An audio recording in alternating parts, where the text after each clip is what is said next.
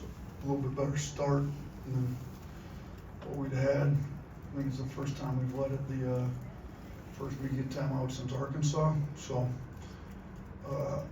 been stressing to have a little bit better sense of urgency to start the games. I thought LeBaron's sense of urgency to get stops on Hubbard was really good. That's what we need out of LeBaron every night. I thought he played great. You know, he ended up with 10 and 5 with only 2 turnovers. But I thought, you know, it's one of those deals where when you just get really locked into the right stuff, you lose yourself in the game. The offense comes a lot easier. You know, he shot 2 of 5 from 3, contributed to 22 threes we made. So, you know, I was happy with his defense, but there's other guys that took their turn on Hubbard that I thought did a pretty good job. You know, I thought Sears had some moments on him. You know, and he scored 21, but he got a lot of those late after we were up 30. I thought when the game was still undecided, particularly in the first half, he only had 6. And I liked our sense of urgency on defense. You know, Barron's defensive leverage was a positive 19. It showed because he did a really good job on their best player. I thought, you know, Youngblood was really locked into getting stops and trying to hold guys accountable, and he was positive 36 in his defensive leverage. I thought Cliffs had a sense of urgency these last 2 games, that a little bit better than what he's had. And, you know, he was plus 21 on the defensive leverage. So you kind of look at the guys that were positive on the defensive end and see, you know, Grant was positive, Sears was positive on that defensive end, and that's what we're stressing. That's what we're really trying to get out of the guys. You know, and the offense will take care of itself as long as we don't turn it over and we get on the old board. So, you know, I thought late we gave up too many old boards, but we ended up still outscoring them on second chance points, 21-15. And, you know, I thought our pace on offense, the way we moved the ball, we took care of it. You know, it obviously helps to make shots. We shot almost 50% from 3. That helps everything when you get your defense set. But, you know, we've tried to go a little lighter, get the guys' legs back. You know, typically when we go Saturday, Tuesday, the only off day we'd have on the week would be Wednesday, tomorrow. We gave Sunday off. We tried to go pretty light yesterday. And I think it's paying off. You know, our guys' legs are a little more fresh. Youngblood looked great. Thought Sears, LeBaron, thought Grant, you know, with not practicing yesterday with the shin bruise he had, thought he looked great with his effort. So, all in all, good win. You know, and you know, Mississippi State's a good team. It wasn't their night tonight, but they, you know, they're still a tough team. We barely out-rebounded them on a night when we, you know, forced a lot of misses from them, and there was a lot of rebounds to get. They still play hard. So I think this one's going to go a long ways because they'll bounce back and get some wins here soon, I think. Start on the right here with Tony. Yeah, Coach, you're 9-0 in games when Mark Sears has 7 or more assists. Do you show him games like this? And do you need to show him games like this for like motivation? And how much more do you click when, you know, he is distributing like this? I'm really good when he's distributing like this. And I've been telling you guys, he's been playing his best basketball of his career on both sides. You know, for him to have a positive defensive leverage, that hasn't always been the case. You know, when he just gets locked into getting stops, doing winning things, doesn't care who scores. I mean, you know, when it was getting close to 10, he really wanted to make sure he got 10. CY was telling him, you know who to find. So I don't know if that assist to CY for the 3 was his 10th, but it might have, it was either his 9th or his 10th, because that came after we had the timeout where CY said, you know who to find.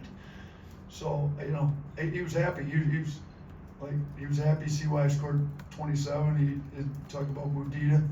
Thought Series was really happy for, you know, everybody else that was able to get in the scoring column, and he was able to get some assists. And yeah, we definitely will show highlights of this. What are we, 9-0 in his entire career here? Is that what it is? Yeah. When he's got at least how many assists? 7. So that's the magic number. Just draw up a lot of plays to get Sears assists, I guess, moving forward.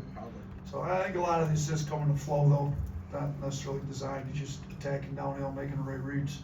Nick Kelly. Yeah, 2 if I can. Mark said that they can't feel any sympathy on the defense in the second half, even when up big. How do what comes to mind when you hear that from him? And second question, how close is this to the best version of this team that it can be? Yeah, I wasn't happy with the defense in the second half. We've only had one game. I think you were the one who brought it up, that we had better defensive efficiency in the second half. That was the LSU one, where we weren't very good in the first half, so we better be better in the second half. So we weren't better in the second half again today. And you can use the excuse it's hard to play with a lead. If you're immature, it's hard to play with a lead. Hard on defense. If you're mature and it's about getting stops and you're not playing the scoreboard, you're playing the guy across the line from you, if you will. You're trying to dominate him every possession. You're not giving up free looks. I was a little perturbed, especially the group there. And at the end, they feel like they scored on us every possession to close the game out. I think they had 61 going into the final media and ended up scoring 12 in the last 4 minutes of the game. That's not what we're trying to do. So, we've got to get a little bit better sense of urgency playing with a lead, and we can't do it. I told the guys, I think Georgia was up 25 on Florida tonight, and Florida came back and cut it to 2 at one point. They took the lead. They took the lead. I took the lead. Oh, Florida took the lead. Yep. He gave up a third. So there you have it. So they're up 25, and then Florida comes back, takes the lead. That's why you can't relax when you go up 20, 25, whatever it is. It's a huge win for Georgia, but I was trying to tell our guys before the game, and the game wasn't decided. Actually, I told them at the half I didn't realize Florida had taken a lead, but we had a case in point tonight. You've got to take care of business when you get a team down, and you got to take a 20-point lead to 25, to 30, to 35, and we've buried teams here in the past, and we've got to get a little bit better killer mentality, if you will, to just put teams away when you got a lead on them. We weren't bad. Our offense was good enough to keep them at good arm's length all game, but our defense has to get a little bit better, and Mark was right on that. Chase. I want to ask you a little bit more about the defense on Hubbard. In the first half, I saw a lot of pretty tight face guarding on him, especially from Sears and Youngblood. Was it a big part of the defensive plan to just limit his touches with the face guard? Yeah, we didn't want him to touch as much as possible. I mean, he torched us last time. He makes such tough shots. He's going to get him up if he gets the ball. I mean, sure, he got 22 shots up tonight. He's going to get him up if you let him touch the ball. So when he gives it up, don't let him get it back. And we try to do a little bit more of that, try to make him work for everything. So obviously helped that he got in some foul trouble, didn't play as many minutes in the first half as maybe he normally would. So that helped with the 6-point first half. We held him to, but yeah, we were definitely trying not to let him touch it as often as he did last game.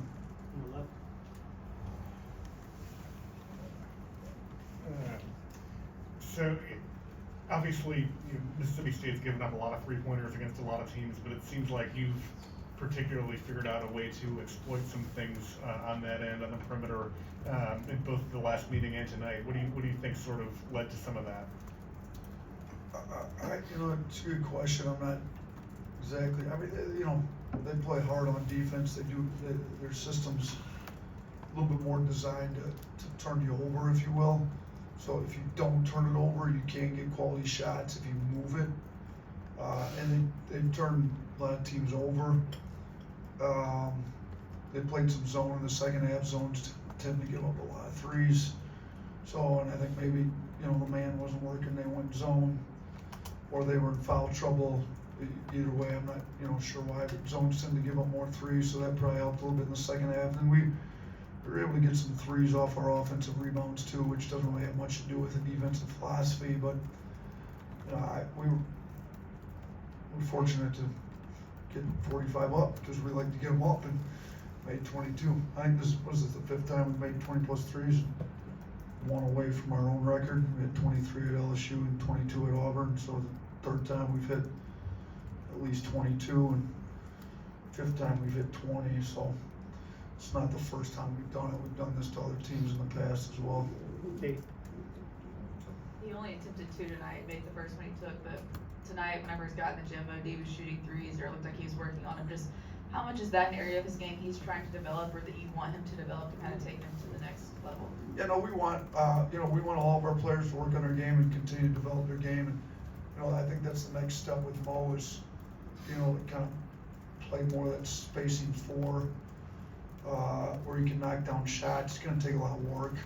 You know, but he's in there working. I mean, he went 3 of 3 against Texas, won 1 and 2 tonight. Like, we want him taking good ones, like open catch and shoot threes. So, you know, that's the thing with us. Like, if you're willing to get in the gym and work, like, go ahead and use what you're working on in the gym. If he's working his tail off on shooting threes, and they're going to leave him open. You know, Jaron had a pretty rough start to the year shooting threes, and we told him to just keep shooting every open shot he gets. Noah Clowney had a pretty rough stretch to start his freshman year here, and Judy knocked down 4 of them before the first media time out there when he broke out of his slump. So, you know, Mo's not to the level of shooter as Clowney or Jaron is, but we're going to work on him all off season, and hopefully, you know, he's a much improved shooter come next year. But even now, I mean, he's working there. He went 3 of 3 one game, went 1 of 2 tonight. So, like, yeah, less drop coverage and ball screens tonight. Saw a little more hedging, blitzing. Was that something that was a matchup specific thing with Mississippi State, or something you're trying to implement more with this defense going on? Hubbard, 38. Don't want him to just see clean looks coming off ball screens. So, yeah, matchup specific to the guy that dropped 38 on his last game. Two more, Jack. We've seen the 3-guard lineup benefit Mark in terms of getting him going, but just how have you seen it benefit Chris Youngblood these last 2 games, getting more involved off ball as a shooter? Yeah, I think it's really helped him being in there with 2 of those other 3 a lot more. You know, LeBaron can create. You know, I think, you know, you look, LeBaron and Mark had, you know, now look at the 3 of them. Yeah, the 3 of those guys that kind of create. Didn't realize had 20 assists combined between the 3 of them. So, trying to keep 2 of those guys in and having CY play with 2 of those guys a lot more, and having Mark play with at least 1 more of those other 2, I think has significantly helped our offense, helped the ball move.